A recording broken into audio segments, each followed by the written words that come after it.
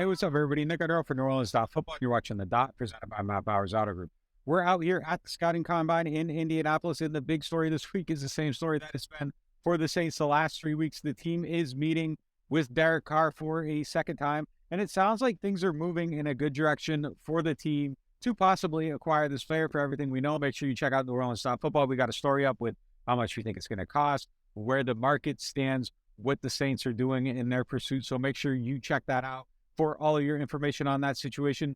But the big thing this week is really about draft prospects. And the team's going to go through its process of watching all the scouting.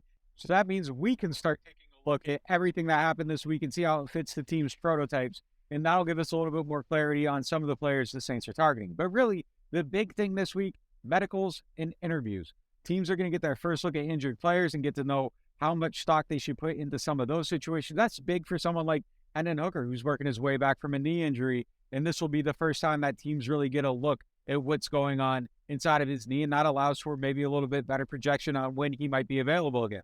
And then behind the scenes, the interviews. Everybody has the same workout information. Everybody has the same game tape. And most scouts are going to look at things pretty closely the same way. The separator is who does the best job of figuring out what makes these guys tick? What are the red flags? How is someone going to learn behind the scenes in the meeting room, how they're going to conduct themselves? Those are the big separators. So the interviews are massive, and the Saints are going to talk to just about every player here. So individual information about meetings and stuff like that really only means so much. So we'll get a better look at all of that stuff and then start figuring out what they're going to think on these draft prospects. We're going to supposed to hear from Mickey Loomis, that is on later this week too. So we'll get some understanding on what the Saints are looking for throughout this process. So keep it locked to NewOrleans.Football.